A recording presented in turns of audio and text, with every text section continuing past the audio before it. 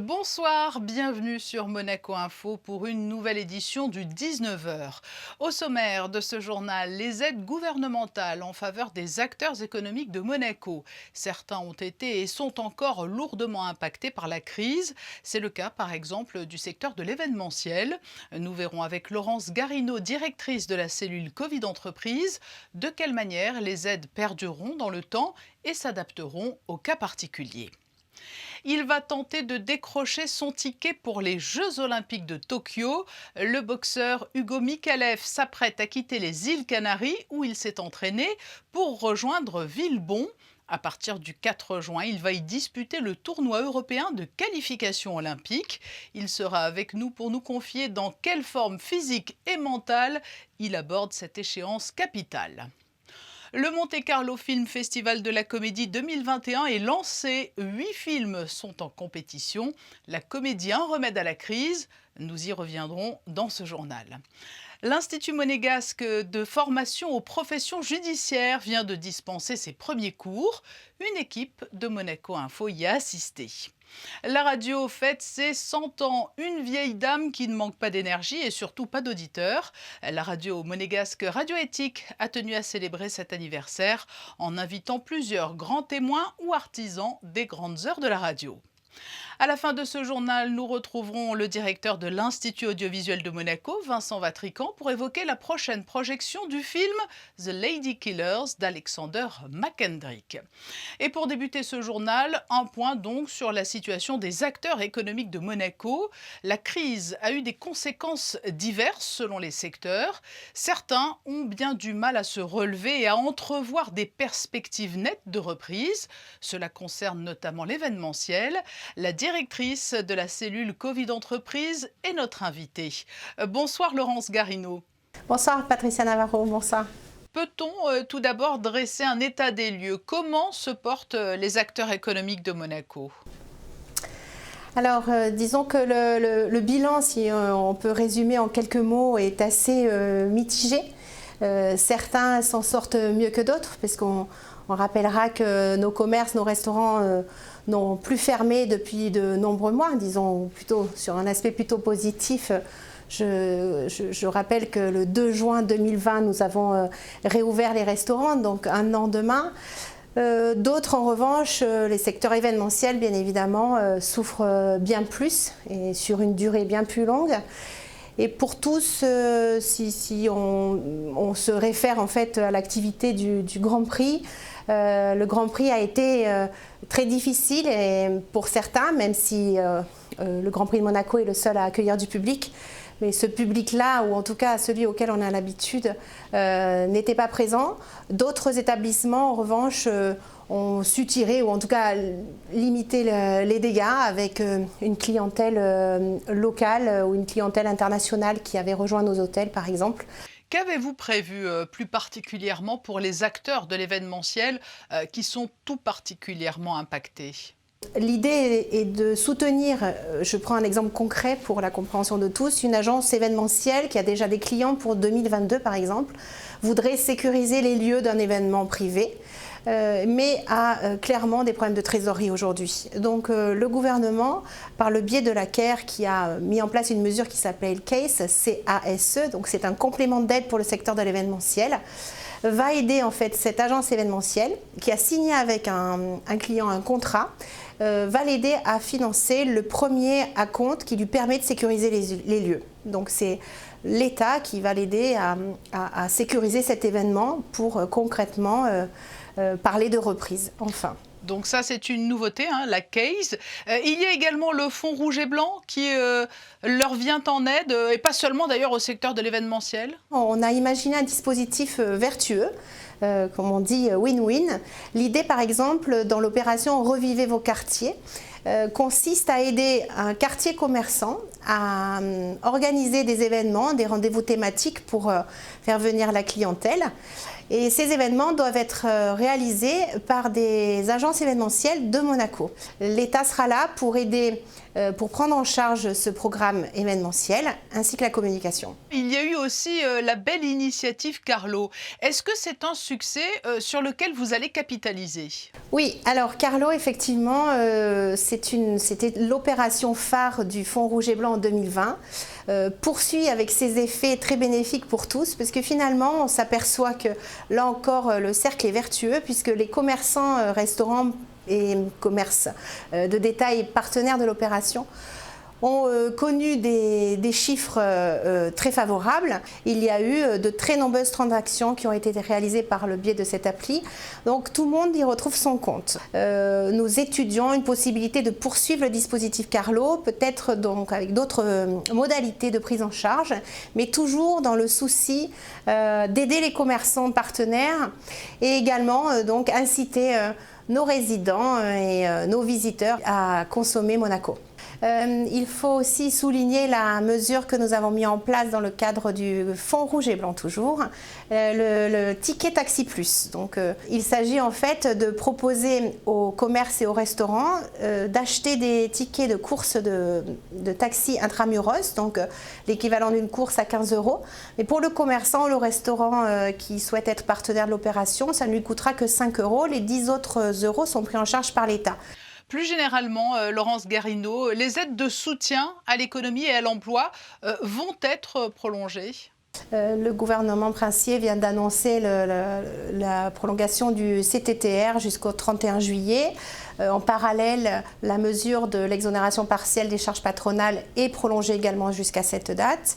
Les travaux de la CARE se poursuivent avec la Caisse notamment, mais pas seulement, puisque là, ce mois-ci, dans les plus prochains jours, les bénéficiaires de la CARE vont recevoir, sans faire aucune démarche, une aide subventionnée pour le mois de juin. Nous évoquions le fonds rouge et blanc. D'autres fonds de couleur ont été mis en place. Eux aussi sont là pour soutenir l'économie locale. Le fonds blanc pour des foyers, pour les particuliers, pour les secteurs de la construction, permet aux particuliers de faire un certain nombre de travaux financés par ce fonds. Le fonds vert également, je crois que sur votre chaîne, nous avons pu découvrir il n'y a pas très longtemps le nouveau dispositif d'aide aux entreprises pour l'accompagnement à leur transition énergétique. Et là encore, c'est un dispositif très complet et vertueux qu'on retrouve aussi sur le fonds bleu, le fonds numérique. Et nous avons une croissance très régulière et forte des demandes d'entreprises monégasques qui souhaiteraient être accompagnées dans le cadre de leur transition numérique, avec là encore des prestataires monégasques qui ont été agréés par la plateforme Monaco Extended. Laurence Garino, merci d'avoir répondu à nos questions. Merci à vous. Merci. Laurence Garino était avec nous depuis les locaux de Monaco Boost. Le Business Center lance son deuxième appel à candidature. Vanessa Dessy, bonsoir. Bonsoir Patricia, bonsoir à tous. Des espaces de travail privatifs ou partagés sont proposés aux entrepreneurs de nationalité monégasque pour y installer leur activité en cours de création ou créée récemment. Situé en plein cœur de Fontvieille, Monaco Boost est à la recherche d'une nouvelle impulsion afin de favoriser la mise en réseau et les échanges collaboratifs. Les candidats intéressés peuvent déposer leur dossier jusqu'au 2 juillet en suivant les démarches indiquées sur le site internet monacoboost.mc. L'AS Monaco FC annonce la signature de 6 jeunes joueurs de l'académie au sein du club. Oui, et il s'agit d'un gardien de but âgé de 18 ans, 2 défenseurs de 20 ans, 3 milieux de terrain de 17 et 18 ans. Les 6 recrues ont signé leur premier contrat professionnel se liant à l'AS Monaco. La jeunesse monégasque a su se faire une place dans le groupe de Niko Kovac, qui n'a d'ailleurs pas hésité à faire confiance aux éléments les plus jeunes de son effectif. Ainsi, 5 anciens pensionnaires de l'académie ont pris part à l'excellente saison des Rouges et Blancs. Et l'AS Monaco FC toujours qui a également lancé une vente aux enchères de maillots des joueurs de son équipe en soutien aux clubs amateurs de la région. Organisée en collaboration avec la Ligue Méditerranée de football, l'opération a connu un franc succès. En effet, la vente des maillots a permis d'atteindre un montant de 19 220 €.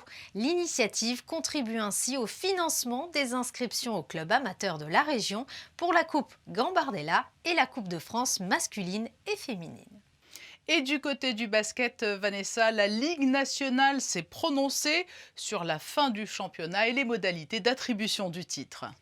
Effectivement, Patricia, la Ligue nationale de basket a officialisé les modalités de l'organisation de la phase finale du championnat de France Jeep Elite 2020-2021, dont le principe avait été voté lors de l'Assemblée générale du 22 février dernier.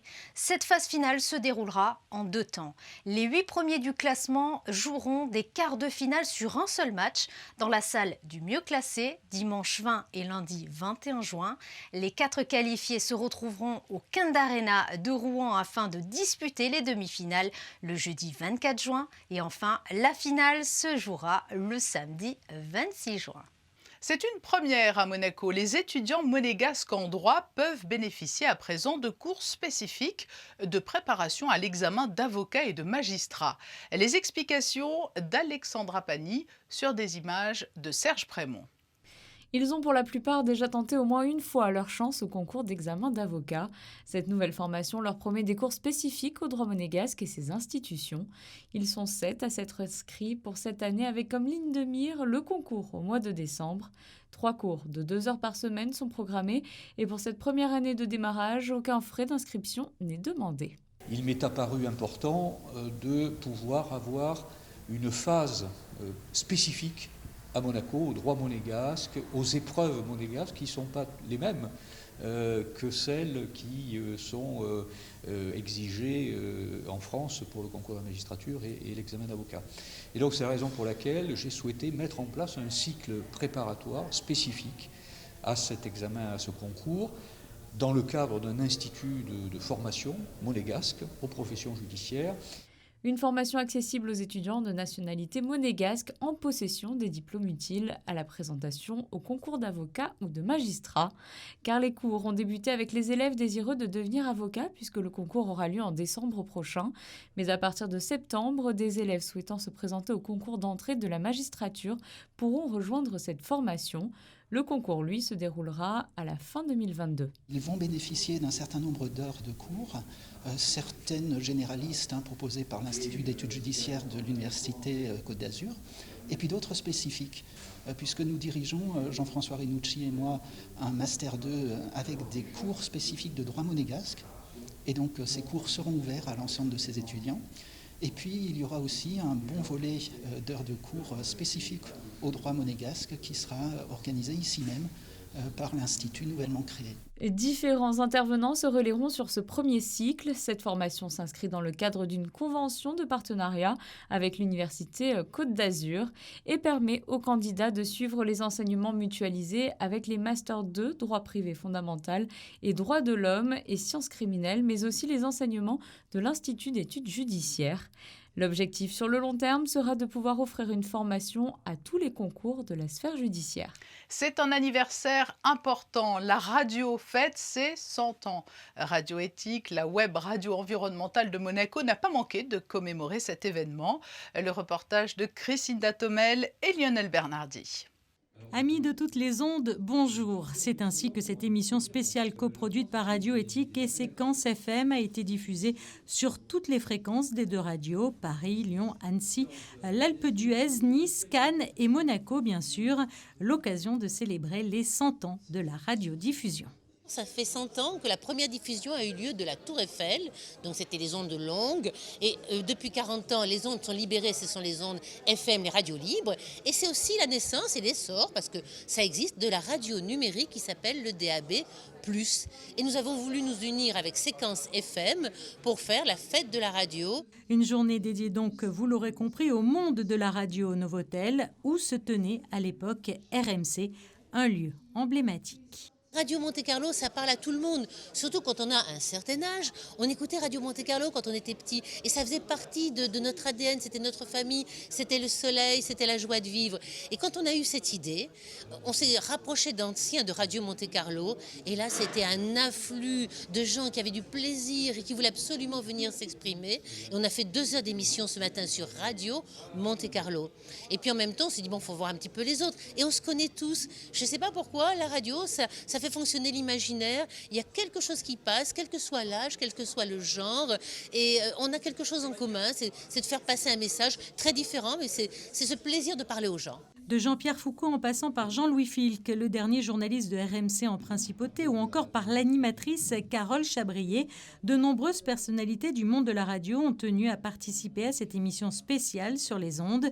Mais comment sont relayés les programmes audiovisuels sur les fréquences à partir de la principauté de Monaco? La réponse avec Thierry Poyer. On a plusieurs sites, la Tête de Chien, le Montagel, le Col de la Madone, et c'est des activités historiques. Et en fait, en utilisant l'ensemble de ces fréquences, on va couvrir des programmes en FM, en DAB aujourd'hui, et puis on avait aussi des vieilles technologies comme les grandes ondes précédemment. Vous savez qu'aujourd'hui, on fait très attention à la puissance de nos antennes, et effectivement, on a des sites qui sont relativement éloignés de la principauté de Monaco, mais bon, Tête de Chien, c'est pas très loin, et qui vont permettre d'arroser la principauté par l'ensemble de ces ondes. Et naturellement, vous pouvez imaginer, ça commence un petit peu avant Monaco, et puis ça va continuer un petit peu après Monaco pour que les voitures, quand elles passent, puissent avoir un maximum de confort et pas changer les fréquences. On a aussi des fréquences qui sont, elles, coordonnées avec le pays voisin, la France, mais aussi avec l'Italie, pour s'assurer à ce que, justement, personne ne se pollue, personne ne se gêne les uns les autres. Un bel événement qui aura permis, le temps d'une journée, de nous faire revivre la libération de toutes ces fréquences de la FM de l'époque.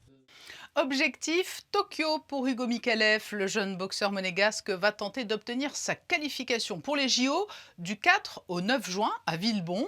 Il termine sa préparation aux îles Canaries, d'où il est en duplex avec nous. Bonsoir Hugo Micallef. Bonsoir. C'est une échéance capitale qui vous attend à partir du 4 juin. Dans quelle forme physique et mentale vous trouvez-vous? Je suis vraiment, je pense, dans la meilleure forme physique et mentale de ma vie en ce moment. Et ça tombe bien parce que c'est pour sûrement, en tout cas en ce moment, pour le moment, le plus important événement de ma vie. Ouais. Et là, vous êtes aux îles Canaries. C'est ici que vous avez peaufiné votre préparation depuis plusieurs semaines. Mais pour quelle raison? Tout simplement parce que j'étais à la recherche de passer à un autre niveau en fait.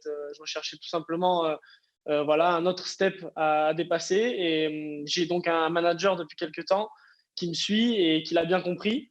Et qui m'a donc aiguillé, dirigé vers Carlos Fomento, chez qui je m'entraîne maintenant à Las Palmas, aux Canaries. Et c'est grâce à ça finalement que je suis venu ici. Et c'est vraiment génial.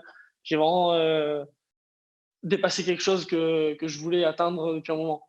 Expliquez-nous comment cela va se passer à Villebon et ce qui sera nécessaire pour obtenir ce précieux ticket pour Tokyo. Pour tout vous dire, c'est encore flou même pour moi, parce qu'avec donc cette période qu'on est en train de vivre, il y a eu beaucoup de modifications, beaucoup d'annulations, beaucoup de changements de quotas au niveau des athlètes. Donc finalement, avant tout ça, avant toute cette pandémie, je devais encore gagner 2 boxeurs dans le tournoi qui arrive maintenant à Paris. Oui, alors pour bien comprendre, en fait, il y a eu ce même tournoi il y a un an, c'était à Londres, si je ne dis pas de bêtises, hein, et il vous a laissé un drôle de souvenir, hein, puisque tout s'est arrêté net du jour au lendemain. C'est ça, oui, j'ai gagné mon premier combat contre le Serbe et le soir même, tout s'est arrêté. Tout a été stoppé à cause de la pandémie. Ouais. Donc là, vous reprenez comme Donc, si nous y étions il y a un an. c'est ça, je reprends au même stade contre le même boxeur que je devais rencontrer le lendemain de ce combat-là contre le Serbe. À l'époque, je sais que je devais gagner encore 2 combats, donc celui qui arrive et le suivant. Maintenant, les quotas ont changé, tout a changé, tout est un peu flou pour tous les boxeurs. On n'est pas vraiment sûr de comment et combien vont se qualifier. En tout cas, il faut au moins que je gagne le prochain, quoi. L'enjeu est sportif, personnel, mais aussi national. Il n'y a jamais eu de boxeur monégasque au JO. Je crois que c'est une de mes plus grandes fiertés, en fait. C'est vrai que je suis le premier boxeur à combattre dans les événements internationaux pour Monaco. Et vraiment, c'est génial pour moi parce que j'ai fait retentir l'hymne monégasque plus d'une fois dans des pays vraiment lointains pour nous. Et ça a été vraiment un grand moment. J'ai eu vraiment des frissons plus d'une fois dans ma vie grâce à ça. Mais Hugo, si vous ne parvenez pas à vous qualifier à Villebon, est-ce qu'il est tout de même possible d'avoir une invitation justement au titre de la nation de Monaco? Il m'a été informé il y a quelques temps que c'était pas possible pour la boxe en tout cas. Après, comme je vous ai dit tout à l'heure, je pense que tout a changé en fait avec la pandémie et je pense que comme les quotas vont être élargis, mon but c'est vraiment de me qualifier par la voie royale qui est celle de battre mon prochain adversaire et tous ceux qui suivent. Donc oui, je veux vraiment qualifier normalement comme un athlète olympique complètement normal d'un grand pays. Donc l'objectif, c'est la victoire à Villebon. Vous avez eu une visite amicale très sympathique il y a quelques semaines aux Canaries. Charles Leclerc est venu vous encourager.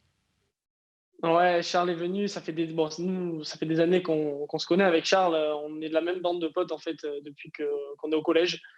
Et oui, j'étais super content en fait. Il est venu déjà pour me voir, mais surtout pour se préparer aussi pour son Grand Prix au Portugal, qui était la semaine d'après. Donc finalement, il a suivi même mon entraînement physique avec moi, on s'entraînait ensemble, c'était vraiment génial. On a passé des super moments comme d'habitude de toute manière. C'est une belle génération. Il y aura donc peut-être, et nous vous le souhaitons, les JO, mais après cela, comment envisagez-vous la suite? Alors, tout simplement, elle est déjà décidée, la suite, et je vais donc passer professionnel après cet événement, ou en tout cas après l'été. Et voilà, passer professionnel ne veut donc pas dire que je ne pourrai pas participer aux JO de 2024. Alors voilà, ça allait être ma question. Voilà. Vous allez pouvoir mener Ouais. de front les deux, c'est-à-dire le milieu professionnel et une possible qualification ensuite pour 2024 et Paris? Tout à fait, moi, c'est l'objectif que je me suis fixé. En fait, je veux me qualifier à ces JO-ci de Tokyo, je veux faire une médaille et je veux passer professionnel et ensuite me requalifier pour 2024 et essayer de refaire une médaille ensuite. C'est vraiment mon objectif principal. Vous avez une jolie philosophie lorsque vous parlez de la boxe.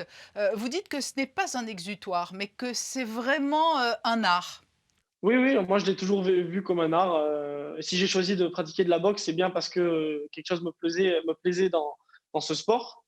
Et c'est vrai qu'aucun autre sport ne me transporte comme celui-ci. Et puis il y avait peut-être aussi l'influence familiale. Aussi, bien sûr, oui, oui, non, mais ça c'est le premier facteur, ça a été mon père qui était boxeur. Mais c'est vrai que je ne pense pas en avoir fait, m'être autant impliqué si ça m'avait pas plu de cette manière-là.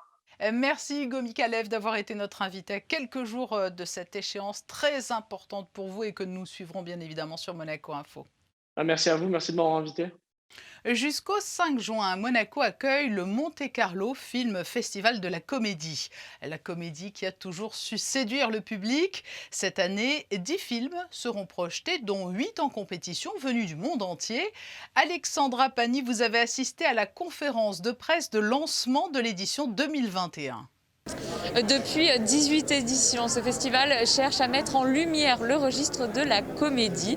C'est une période un petit peu difficile, mais justement, Ezio, comment ça se passe pour la comédie? J'imagine que les gens réclament de la comédie, ils veulent rire en ce moment.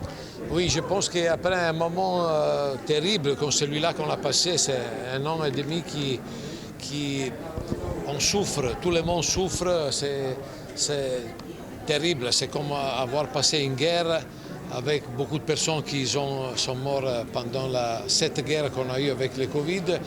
Et on a besoin de sourire un petit peu, de penser et d'espérer que toutes les choses vont changer. On peut retourner à notre vie normale et régulière. Cette année, le thème de la famille, c'est très fort, des sentiments dans le festival de Monte Carlo.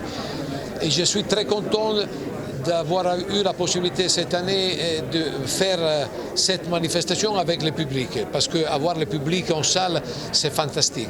8 films en compétition, c'est bien ça cette année. Justement, on peut dire que le cinéma redémarre, ça reprend, les tournages ont repris l'année dernière. Oui, c'est vrai, on a des films, on a vu presque 100 films pendant l'année, entre short film et films réguliers, long métrage. Et on a des films qui arrivent des États-Unis, d'Israël, Finlande, Colombie et Pérou, que ce n'est pas usuel avoir un film comme ça, France, Espagne, Italie. C'est un panorama très intéressant et qui montre les différentes façons de faire comédie dans chaque pays.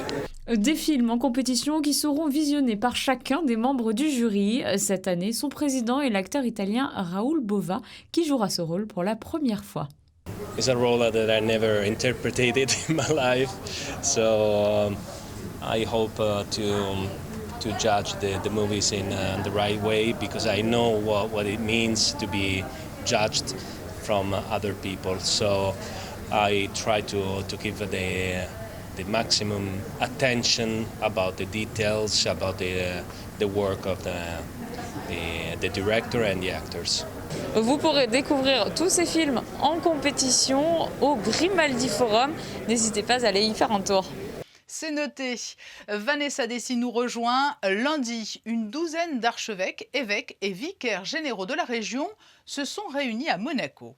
En plein cœur de l'église Saint-Dévote, une rencontre qui a été également l'occasion pour le vicaire général du diocèse de Monaco de présenter le dispositif du pèlerinage annuel de Lourdes. Je vous propose de l'écouter, il est au micro de Sandrine Nègre.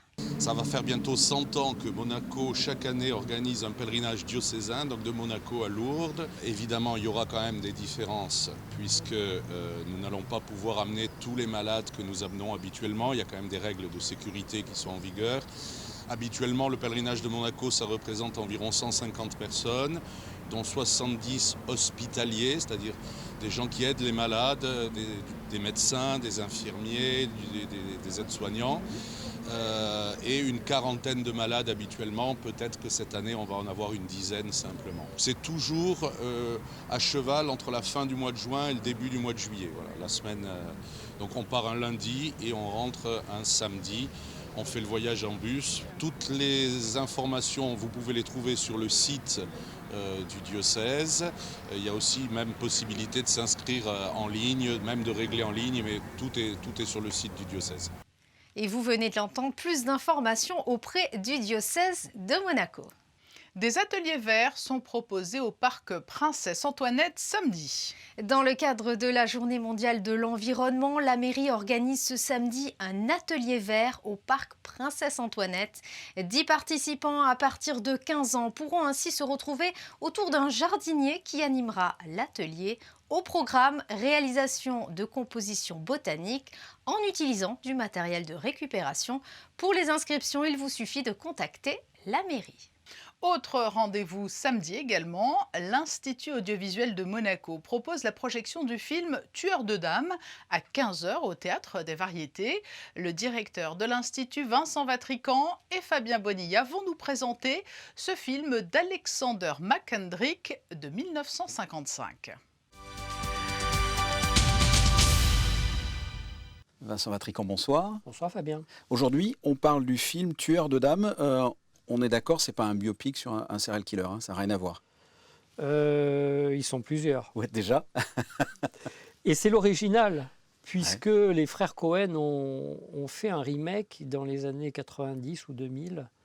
Mais là, c'est l'original. Et c'est un film anglais, on peut dire que c'est un film so british, avec l'humour spécifiquement anglais. Oui, et un humour qui est quand même précisément dans l'histoire du cinéma britannique, les années 50.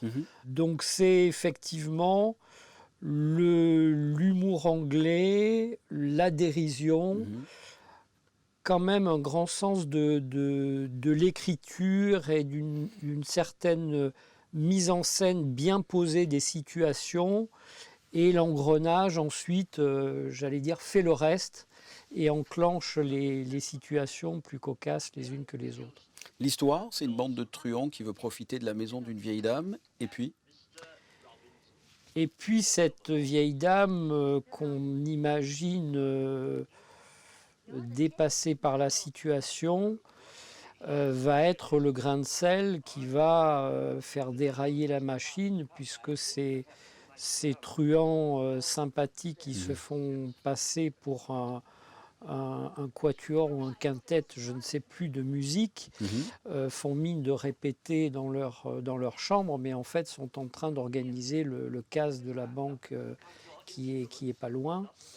Et effectivement, cette dame va être va précipiter les situations qui vont faire que Le coup va lamentablement échouer. Des acteurs à la hauteur. Oui, un mot aussi. justement sur les acteurs, parce qu'il y a Cathy Johnson qui a obtenu un BAFTA, il y a Peter Sellers et Alec Guinness, surtout Alec Guinness. Alec Guinness qui joue le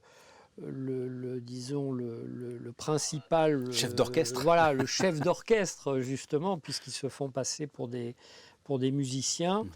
Le chef d'orchestre qui fait une composition absolument magistrale, maquillée, avec des fausses dents. Il est méconnaissable, parce que Alec Guinness, c'est Lawrence d'Arabie, c'est Dr Zhivago, c'est, alors pour les plus jeunes, Obi-Wan Kenobi dans Star Wars. C'est ça. Mais là, il est méconnaissable dans le film. Il est méconnaissable, il est grimé, il a des faux cheveux, des fausses dents. Et un mot sur le réalisateur, Alexander McKendrick. Alexander McKendrick est un grand cinéaste britannique, mais qui a fait qu'une partie de sa carrière en Angleterre. Il est américain d'origine, et puis après s'est exilé aux États-Unis, où il a une carrière qui n'est plus du tout dans la comédie. Voilà, il a fait des films assez importants, notamment avec Burt Lancaster. Dernière question, qu'est-ce qui fait la force de ce film, selon vous ? C'est que c'est une comédie à l'anglaise, c'est-à-dire qu'on est effectivement dans l'absurde. On est aussi dans le détail, c'est-à-dire que dans la mise en scène, le moindre détail, le moindre grain de sel peut faire déraper une situation. Et c'est vrai que dans le film, tout va crescendo. Un petit élément fait que tout ne va pas se passer au départ comme prévu, mais ensuite cet effet est un effet boule de neige jusqu'à donner des situations totalement improbables, et je ne parle même pas du final qui est absolument incroyable. Voilà, le final à découvrir, donc allez voir Tueur de dames au Théâtre des Variétés. Merci Vincent Vatrican. Merci Fabien.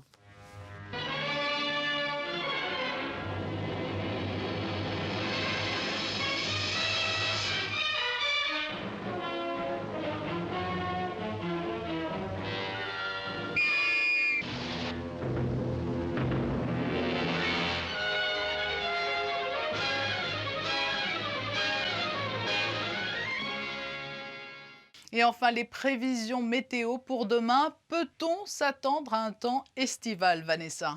Pas vraiment, non. Le temps sera instable durant la journée avec un risque de pluie, à prévoir une légère brise pouvant atteindre 12 km/h. Les températures oscilleront de 17 à 21 degrés. Le soleil se lèvera à 5h49 et se couchera à 21h07. Et nous fêterons les Blandines. Et pour refermer ce journal, les photos du jour, elles sont signées Manuel Vitali et ont été prises lors de la conférence de presse du Monte Carlo Film Festival de la Comédie qui se tient actuellement. Je vous souhaite une belle soirée et je vous donne rendez-vous demain soir à 19h pour un nouveau journal.